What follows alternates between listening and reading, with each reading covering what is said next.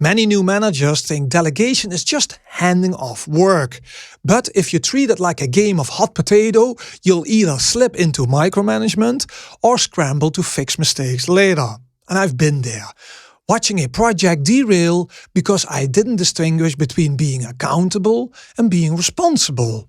So in this video, we'll break down that subtle but critical difference, and I'll introduce to you the scale of delegation, a tool that helps you match your level of control to both the task and the person. So by the end, you will know how to keep ownership while giving your team the space to succeed. Let's take a look. Let's talk about one of the most powerful tools in your arsenal, delegation. Delegation is simply transferring responsibility for a task from yourself to someone on your team. So let's say you've been asked to produce a report. You can delegate that task to a team member, and when they're done, the report can be given to the person who requested it. Meanwhile, you can focus on other things. See, it's not rocket science, but there are a few nuances that can make delegation tricky to master. But with a simple framework, you'll be delegating like a pro in no time. So the key to effective delegation is understanding the difference between accountability and responsibility. So people often use these words interchangeably, but there is a subtle and important difference when it comes to delegation. Accountability means you're the one being held to account for the completion of a task to the required level of quality. And responsibility means you're the one actually doing the work. So when we talk about delegation, we're talking about giving responsibility for a task to someone else while maintaining accountability for it. So to help you better understand delegation, let's think about the CEO of a big multinational corporation. So even though the CEO is accountable for everything in the company, they can't possibly manage every detail on their own, right? They don't have the time and the expertise in every area like finance, operation and technology. So what do? They hire experts like a CTO to handle the tech side of things. And guess what? This delegation goes all the way down in the organization. The CTO assigns different parts of the tech department to vice presidents, who then delegate tasks to engineering managers and finally to engineers themselves. Now, if an engineer messes up and compromises customer data, the CEO is still accountable and has to deal with the consequences, even though they weren't directly involved. That's why delegation is so important for keeping an organization running smoothly and responsively. Delegation isn't just good for managers, it's good for your team members too. When you tell someone, I'd like you to handle this for me, you're showing them that you trust them, and that's a great motivator for most people. Plus, delegating gives your team opportunities to learn and try new things, which keeps them engaged and motivated. Now, your team might not always be thrilled about having more work piled on their plate, right? Especially if the tasks are a little bit boring, undesirable, or more that they can handle. But you can overcome these concerns by being thoughtful about what you delegate and how often you delegate to each person. So let's do a little exercise where we're going to look at your delegation skills. So let's get an idea about your current delegation habits and find ways to improve on it. So here's what to do. Answer these questions with yes or with no. Question number 1 is, do I often take work home or work longer hours than necessary? Then question number 2 is, have I identified tasks for delegation but hesitated to assign them?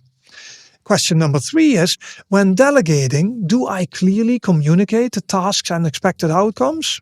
Good question, right? Then another question for you is number 4, do I find it challenging to trust others with responsibilities? Number 5 is, am I concerned that others won't complete the tasks to my standards?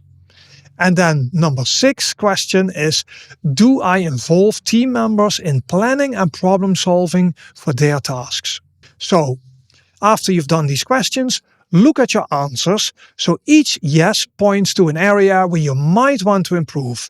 Ask yourself why? What's holding you back? Okay, let's go to the scale of delegation. So, as mentioned, successful delegation comes from giving the responsibility of a task to somebody else while maintaining accountability for it. So, there's an art of doing that well. So, the question is, how involved and in control do you need to be? Let's look at the scale of delegation. You see a picture here, and as you can see, when you move from the left to the right, the amount of delegation increases. On the left, it starts with to do it yourself, and then it moves to the right with full delegation.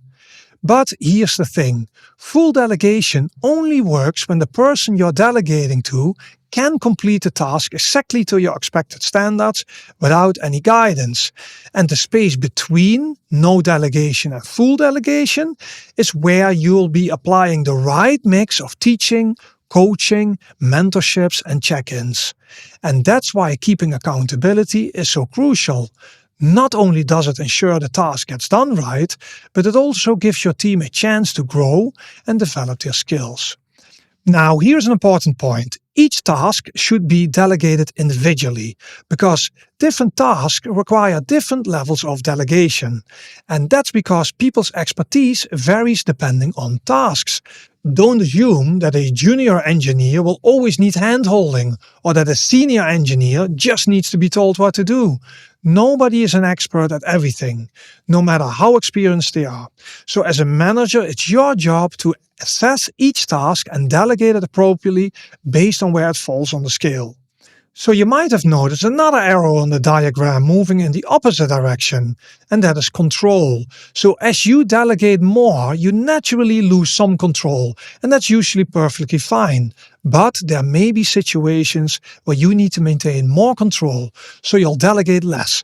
For example, if you're dealing with a critical task like fixing a broken production environment after a botched deploy, you might check in more frequently with your senior engineer than you would for the same bug fix on the development environment. So here's the golden rule. Given the right amount of control you need for the task, delegate as much as possible.